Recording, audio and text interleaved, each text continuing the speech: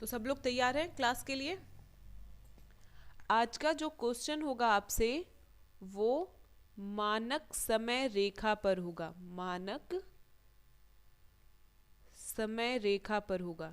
ठीक है, मानक समय रेखा।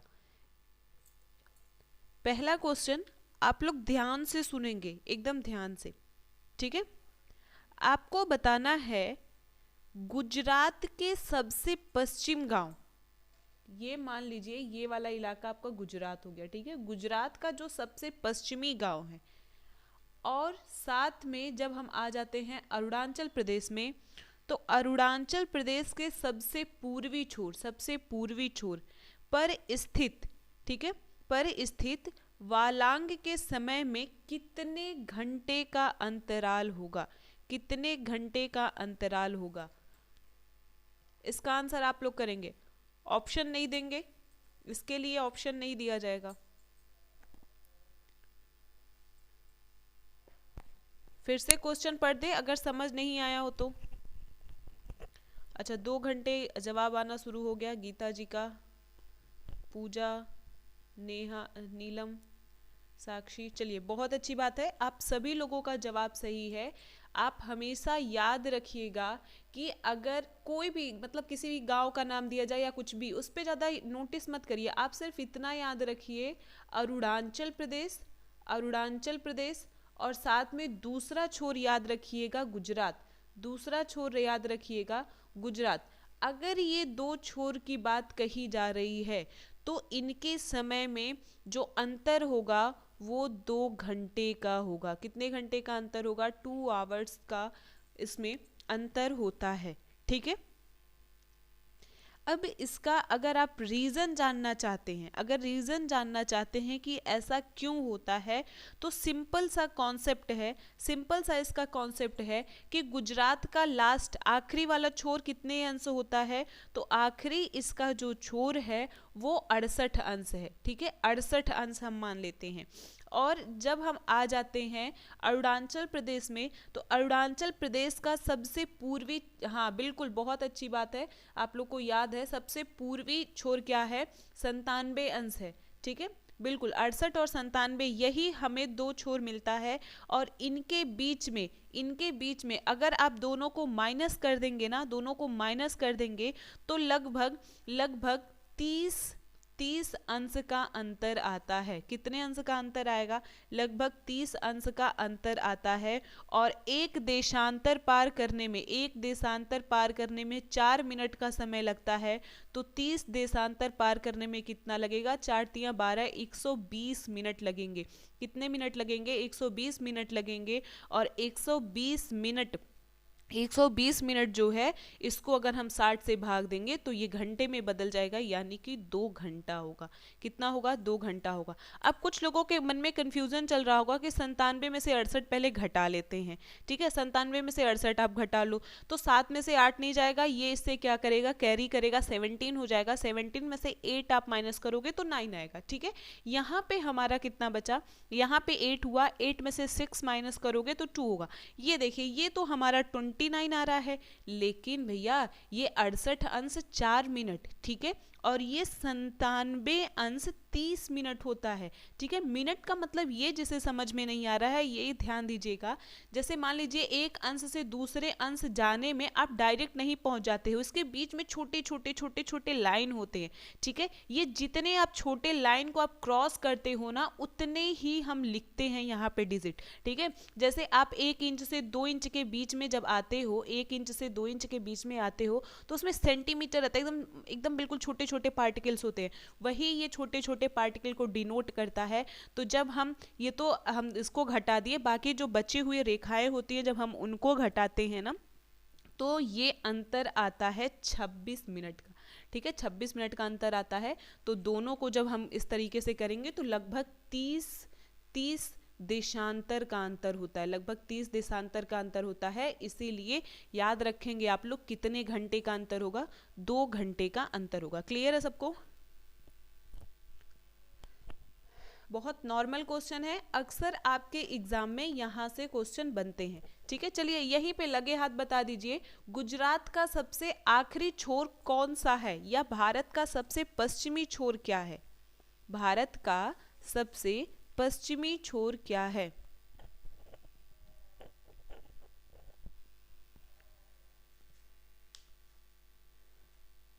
भूल गए नाम? भारत का सबसे पश्चिमी छोर क्या है? गौर माता, वेरी गुड। क्या होता है? गौर माता होता है, गौर माता। और सबसे पूर्वी क्या है? सबसे पूर्वी है किबिथु। ठीक है, सबसे पूर्वी क्या है? किबिथु है। ठीक है, चलिए बहुत अच्छी बात है। नेक्स्ट अब हम लोग क्वेश्चन पे ध्यान देंगे। क्वेश्चन एकदम ध्यान से सुनिएगा, तभी आप इस क्वेश्चन को सॉल्व करते हैं। और मैं अब जब आप ये क्वेश्चन सॉल्व कर लेंगे ना, तब मैं बताऊंगी कि ये किस एग्जाम में पूछा गया था। और ये जो क्वेश्चन अभी आप लोगों से पूछा गया है, ये यूपी पीसीएस का क्वेश्चन है। ठीक है, ये जो मैंने आपसे क्वेश्चन पूछा है, ये पीसीएस का क्वेश्चन है। ठीक, चलिए अब अगला क्वेश्चन आपके सामने है कि यदि भारत के मानक समय रेखा के अनुसार, ठीक है, भारत के मानक समय रेखा के अनुसार, समय रेखा के अनुसार पूर्वाहन 10 बजे हैं, ठीक है, यानी कि 10 AM हो रहे हैं, 10 AM हो रहे हैं। अभी ये जगह नहीं बता रहा है, ठीक है, 10 AM हो रहे हैं। तो 92 अंश पूर्वी देशांतर, 92 अंश पूर्वी देशांतर पर स्थित शिलांग का स्थानीय समय बताइए। शिलांग का स्थानीय समय, ये आपको बताना है। ठीक है, अगर क्वेश्चन समझ में नहीं आया तो मैं बता देती हूँ फिर से। देखिए सिंपल सा चीज है कि ये कहना चाह रहा है कि जो भारत का मानक समय रेखा है उस पर 10 बजे हैं, ठीक है, सुबह के 10 बजे हैं, तो 92 अंश पूर्वी देशांतर पर कितने बजेंगे? सब लोग कॉपी में इसको सॉल्व करेंगे और फटाक से इसका आंसर देंगे। चलिए, यहाँ पर मैंने बोला कि मानक समय रेखा के अनुसार 10 बज रहे हैं, ठीक है, और मैंने आपको ये भी बोला कि आप ये मानो कि जो भारतीय मानक समय रेखा है उसी पर 10 बज रहे हैं। तो भारत का मानक समय रेखा कितना है? 82.5 अंश पूर्वी देशांतर है ना, 82.5 अंश पूर्वी देशांतर है। ठीक है, चलो अब बताओ, हमें फिर यहाँ से 92 अंश जाना है, तो 92 में से आप 82.5 घटा दोगे, 82.5 घटा दोगे तो कितना मिलेगा? लगभग आपको 9.5 मिलेगा। ठीक है, लगभग आपको 9.5 मिलेगा। एक देशांतर जाने में 4 मिनट का अंतर लगता है, तो 9 देशांतर जाने में कितने मिनट का अंतर लगेगा? 36 मिनट। और आधा देशांतर देना जाना है यानी कि 2 मिनट और लगेगा, यानी कि टोटल कितने मिनट लगेंगे? 38 मिनट लगेंगे। टोटल कितने मिनट लगेंगे? 38 मिनट लगेंगे। ठीक है, अब हमें जाना कहाँ पर है? हमें पूर्वी देशांतर से और पूर्वी देशांतर जाना है, पूर्वी देशांतर से और पूर्वी देशांतर जाना है। तो सिंपल सा आप चीज़ मैंने आपको बता दिया कि भैया जब हम पूरब की तरफ बढ़ते हैं तो समय जोड़ लिया जाता है। तो हम क्या करेंगे? इस 10 AM में हम 38 मिनट जोड़ लेंगे तो 10:38 हो जाएगा, वो भी सुबह के। समझ में आया सबको? सबको समझ में आया? बताओ कितना आसान था। जिसको समझ में नहीं आया अभी बता दीजिए, तुरंत मैं बता दूंगी आपको। और अगर मान लीजिए कि ये पूर्वी देशांतर ना दे करके पश्चिमी देशांतर दे देता तो हम क्या करते? पश्चिमी देशांतर दे देता तो हम क्या करते? घटा देते। कोई बात नहीं। बाकी लोग जवाब क्यों नहीं दे रहे हैं भाई? समझ आ रहा है नहीं आ रहा है? कुछ तो जवाब दीजिए। पढ़ना है नहीं पढ़ना है, घर जाना है, कुछ तो बोलिए।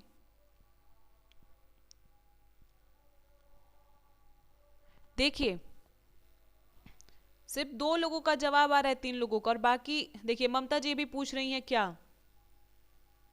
ममता अभी पूछ रही हैं क्या?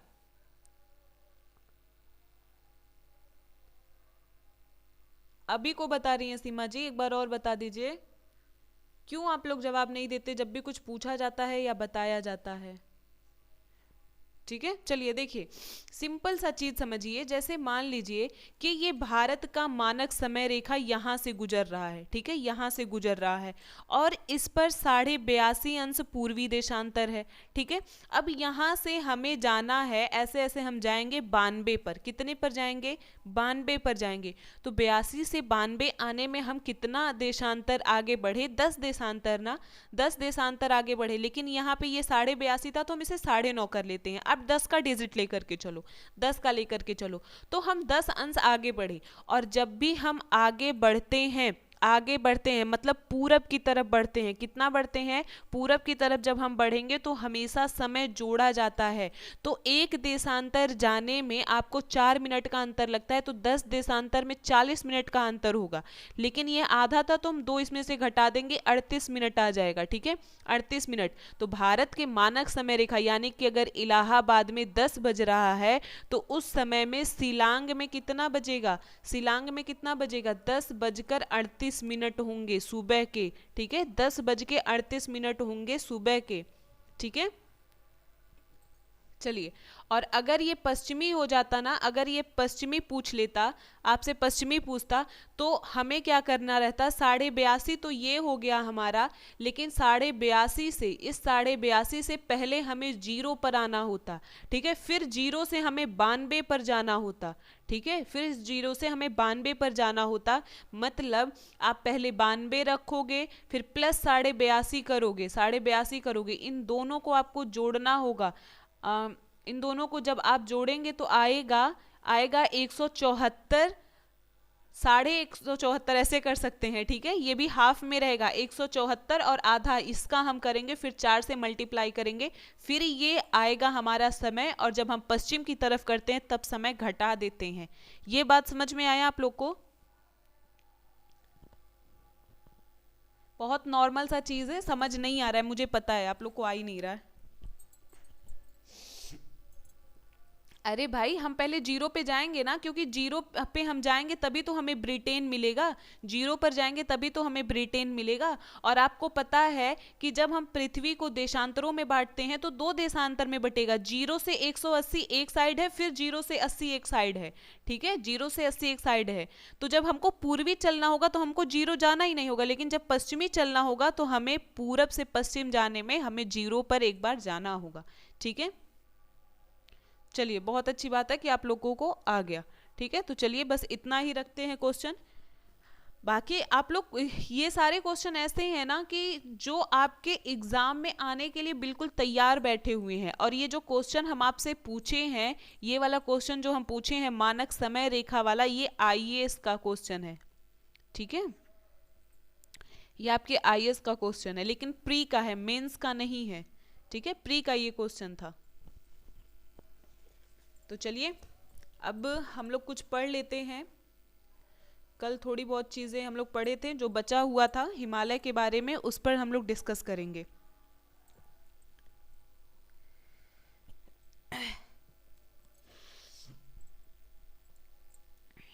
कहाँ तक पढ़ लिए थे? ये हम लोग पढ़ लिए थे कि जो हिमालय का उत्थान है वो किस में हुआ है? टेथिस सागर में हुआ है, ठीक है, टेथिस सागर में हुआ है, ये चीज़ हम लोग पढ़ लिए थे। अब हम लोग जानेंगे,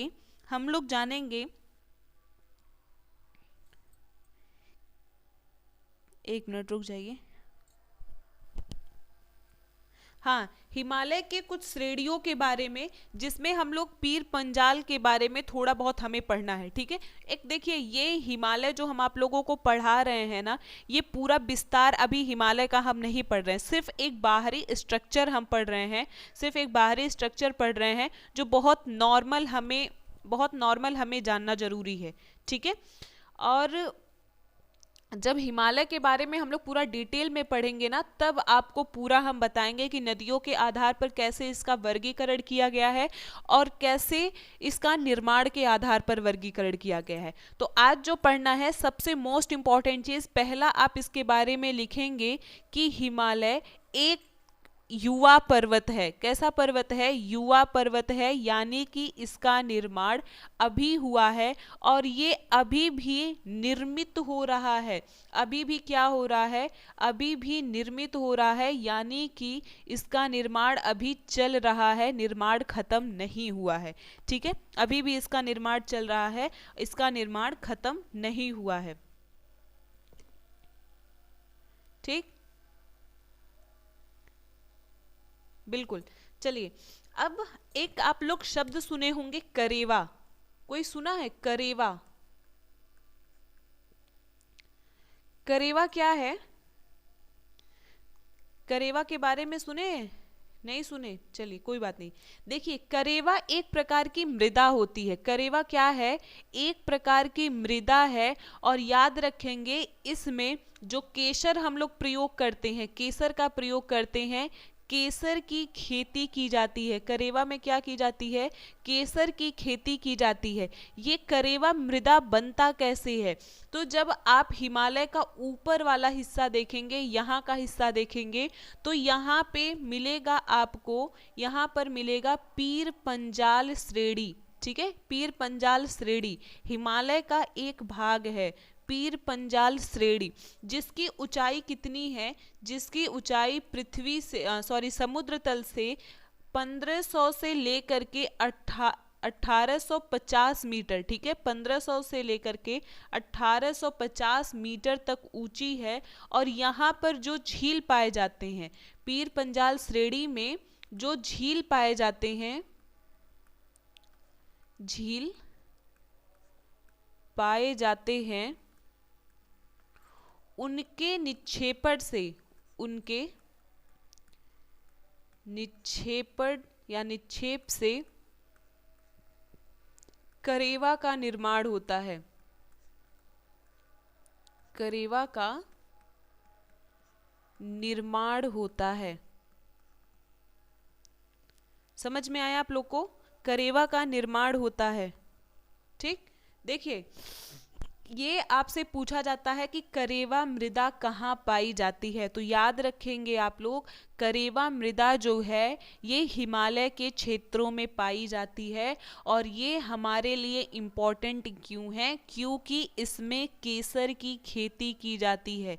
इसमें किसकी खेती की जाती है? केसर की खेती की जाती है। और आपको पता होना चाहिए, प्रेजेंट टाइम में सबसे लो क्वालिटी का जो केसर है वो 1 लाख रुपए किलो है। कितने लाख रुपए किलो है? 1 लाख रुपए किलो है। ठीक है, ये प्रेजेंट टाइम का है। चलिए, तो आगे अब हम लोग बात करेंगे, आगे हम लोग बात करेंगे कि हिमालय से हमें लाभ क्या क्या है। हिमालय से हमें लाभ क्या क्या है? पहली चीज तो आप ये जानेंगे, देखिए ये बहुत आसान चीज़ है, हम लोग बचपन से पढ़ रहे हैं कि ये उतना ऊंचा है कि वहाँ से दुश्मन नहीं आ सकते हैं, वहाँ से रूस से ठंडी हवाएं नहीं आती हैं, ध्रुवों से ठंडी हवाएं नहीं आती हैं। ये सब नॉर्मल चीज़ है जो आपको पता है। सबसे इम्पॉर्टेंट चीज़ आपको ये पता होना चाहिए कि हिमालय के तलहटी में या हिमालय के नीचे हम कह सकते हैं कोयला और पेट्रोलियम, कोयला और पेट्रोलियम बहुत अधिक मात्रा में है। ठीक है, अधिक मात्रा में ये संसाधन हमें मिलते हैं, लेकिन ये इसकी ऊंचाई इतना अधिक है कि हम हिमालय को खोद करके वहाँ से निकाल नहीं सकते हैं। ठीक है, पूजा जी आपके यहाँ नेटवर्क प्रॉब्लम होगा इसलिए आवाज़ नहीं आ रही है। और किसी को आवाज़ नहीं आ रही क्या?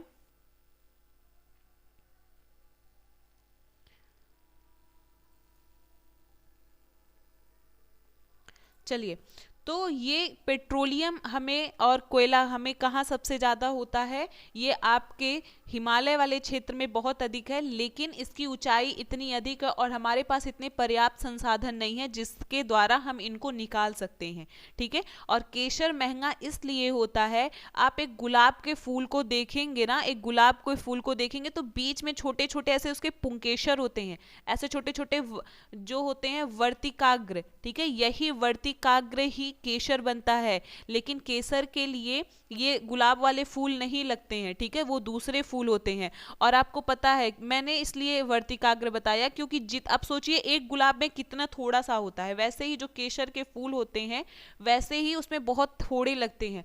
बहुत सारे फूलों को वो लगाएंगे तब जाकर के उनको एक चुटकी केसर मिलता है, इसीलिए वो बहुत महंगा होता है, ठीक है, इसीलिए वो बहुत महंगा होता है। चलिए, तो सबसे पहले लाभ क्या हो गया, सबसे पहले कि यहाँ पर कोयला और पेट्रोलियम पाया जाता है, ठीक है, कोयला और पेट्रोलियम पाया जाता है। और आपको पता होना चाहिए कि जो कोयले की सबसे बेस्ट क्वालिटी है, कोयले की सबसे बेस्ट क्वालिटी कौन सी है, नाम बताएंगे, नाम बताएंगे, कोयले की सबसे बेस्ट क्वालिटी कौन सी है, जिसमें कार्बन की मात्रा सबसे कम निकलती है, वो कोयले का कौन सा प्रकार होता है। आप लोग कोयले के भी 3-4 प्रकार पढ़े होंगे, बिटुमिनस, एंथ्रासाइट, पढ़े हैं कि नहीं?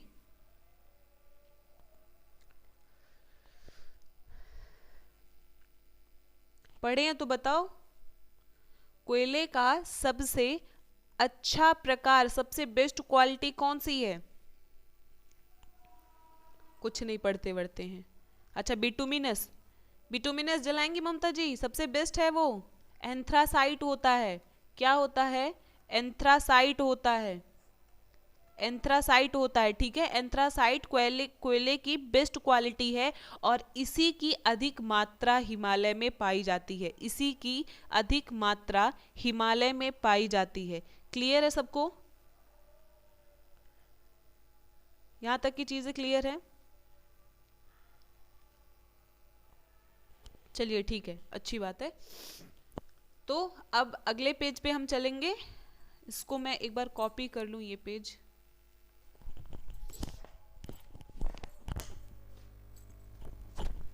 इसको भारत के उत्तरी मैदान के अंतर्गत इसलिए रखा गया है क्योंकि ये भी भारत के उत्तरी मैदान का ही हिस्सा है, ठीक है, भारत के उत्तरी मैदान का ही हिस्सा है।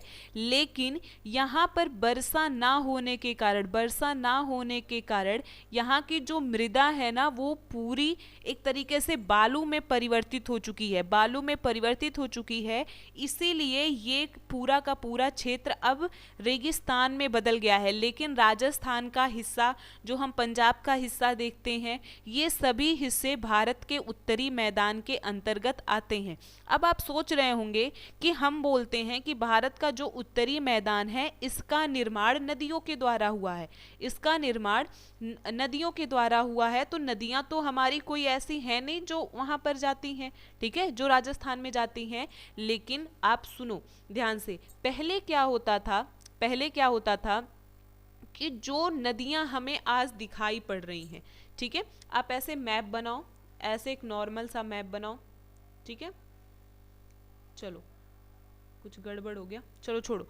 देखिए अब आपने ये मैप बना लिया, अब हमें पता है कि ये क्षेत्र, ये हिमालयी क्षेत्र और ये उत्तर का मैदान, जब टेथिस सागर में धीरे धीरे मृदा का अपरदन हुआ तो हिमालय बना, और हिमालय से नदियां जब अपने साथ गाद बहा करके ले आई तो उत्तरी भारत बना, ठीक है। लेकिन जो आज ये नदियां, आज जो आपको सिंधु दिखाई पड़ता है अलग बह करके जा रही है, सतलज दिखाई पड़ता है अलग बह करके जा रही है, गंगा अलग बह करके जा रही है और ब्रह्मपुत्र दूसरे रास्ते बह करके आ रही है, ठीक है। पहले ये नदियां एक ही साथ, पहले ये नदियां एक ही साथ एक ही दिशा में बहती थी। ये सारी नदियां बह करके कहाँ जाती थी, अरब सागर में गिरती थी, अरब सागर में। हिमालय जब बना ना तो हिमालय से निकलने वाली सारी नदियां अरब सागर में जाकर के गिरती थी, चाहे गंगा हुआ, चाहे ब्रह्मपुत्र हुआ, चाहे सिंधु हुआ, चाहे सतलज हुआ, सभी नदियां जाकर के अरब सागर में गिरती थी। लेकिन धीरे धीरे क्या हुआ, धीरे धीरे क्या हुआ कि जब यहाँ पे मृदा का जमाव होने लगा, ये उत्तरी भारत बनने लगा, तो कुछ नदियां अपना रास्ता बदल दी। जैसे एक हमारा हो गया ब्रह्मपुत्र, ब्रह्मपुत्र और दूसरी नदी हो गई गंगा, गंगा, ये दोनों अपना रास्ता बदल करके दूसरे रास्ते आने लगे, ठीक है। तो ये चीज आपको याद रखना है कि जब भी हम उत्तर के विशाल मैदान के बारे में बात करेंगे तो आपको उसमें राजस्थान वाला क्षेत्र भी अच्छे से याद रखना है। क्लियर है सबको? राजस्थान वाला भी क्षेत्र याद रखना है, ठीक है। चलिए, अब आज की क्लास हम लोग यही रखेंगे, क्योंकि